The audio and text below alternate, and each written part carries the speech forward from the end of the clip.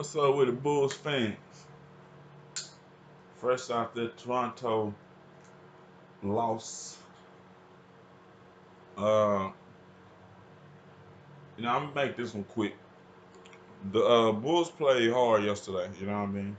They played hard. They look like they played together. Nobody really had it going like going. I think the highest point total might have been like 15 points, but they spread it out a lot. Chris Dunn got over 10. Zach was, I don't know, like 14, 12 points. Laurie had like 15 or something, 14. I think Wendell had double figures. So it was like, Justin Holiday had 10, 11 points. It was a team effort, but it was in a loss. So, you really want to see somebody kind of step up and stand out towards the end just to get us over the hump if people are struggling. But it didn't happen yesterday. Kawhi Leonard without Kyle Lowry, that's why it was kind of close. They weren't playing with Kyle Lowry,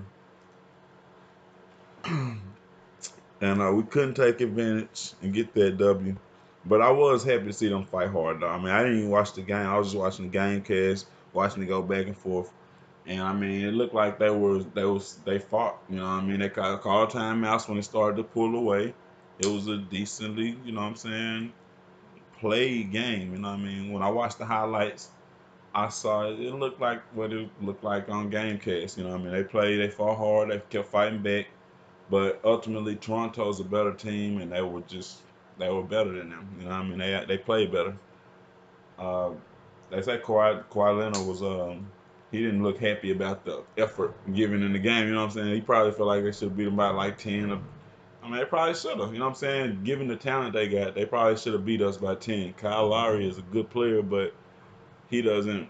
I mean, with Kawhi Leonard, they should they should probably be able to beat us by more than what 7, 6, 7 points, and it could have been closer than that. Had we had anything going.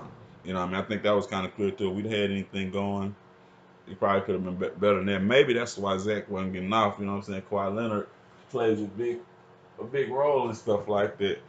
I don't know why Laurie or Zach wasn't getting off, but you know, Kawhi Leonard, man, he do what he do. But I mean, it was a good showing. You know what I'm saying? It wasn't like we went out there and looked like scrubs like we were supposed to be. You know what I'm saying? This or that. It looked like, hey, they came to fight. Maybe another night when they got it going, you might be in trouble. You know what I mean? And defensively, it looked like we played really strong. You know what I mean? I don't know if they was just missing or what, but we played strong defensively. It looked like held them on 100.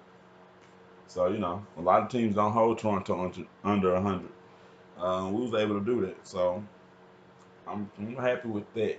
Uh, Hopefully we can get these wins these next games. And I think we got some easier coming up because I mean, who's expecting us to beat Toronto? I'm not. I wasn't. There's no knock on us or nothing like that, but it's just Toronto's the best team in in the Eastern Conference. So yeah, no, you might not beat them. At least right now, they're the best team in the Eastern Conference. Who we got next? Orlando, Indiana, Brooklyn, Portland. Yeah, this is the stretch I was saying we might can get us a winning streak started. Like it got to be now or never because it's gonna get rougher. You know what I mean? It's gonna be Golden State, Utah, Los Angeles, and really Portland starts that stretch. So it's Portland, Golden State, Utah, Los Angeles, Denver.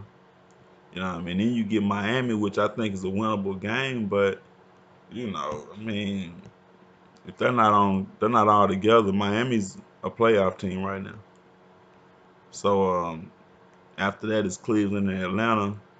A little break, you know what I'm saying? You can get your 2 wins in there, but yeah, if they're gonna try to make any kind of push, they gotta win these 2 games against Orlando and Indiana, or at least 2 of the 3 of the Orlando, Indiana, Brooklyn. because Portland, they're playing good. You know, they're beating teams that they probably shouldn't be. But that's what they always do. With Damian Lillard, they always go out and beat teams. Damian Lillard and C.J. McCollum, I think he dropped 34 on somebody the other night. So yeah, that's gonna happen. You know, watch for that. But I think with Chris Dunn guarding one of them, we could. The thing is, they backcourt heavy. So with Chris Dunn guarding one of them and Zach LaVine scoring on one of them, we might can make that an interesting game. So I'm hoping we could turn it into a 4-game winning streak going into Golden State. And you never know. They might be mad about what Golden State did to them, or they might just get another good old ass whooping. We'll see. We'll see. But Denver, we played tough when we didn't have hardly any players. We might can beat them. If they come in like days ago, they're still young in the head. You know what I'm saying?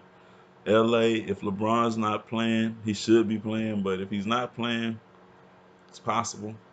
And Utah is inconsistent. Like those games are possible, bro. We have to get on like that's why I say getting on that good winning streak early. That might can give us some confidence and some continuity, some chemistry going. You know what I mean? Because I mean last night was cool. Everybody spread the ball. Seemed like Market ended up with 18 actually. Dunn had 8 assists. You know, which is cool. Wendell Carter probably had a double double with 11 boards. So that was dope. Yeah, I mean 16 and 11.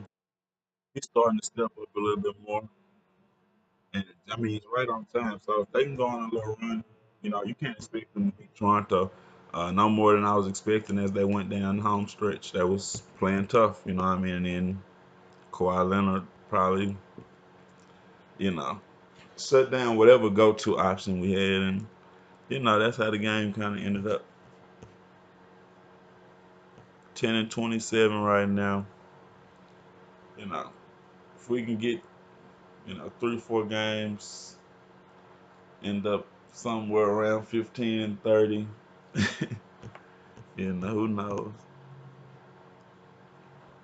But if not, the tank is open. And y'all let me know who y'all think we should get as far as draft wise, who looks good out there.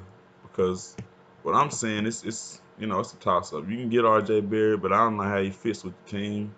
So, good luck with that.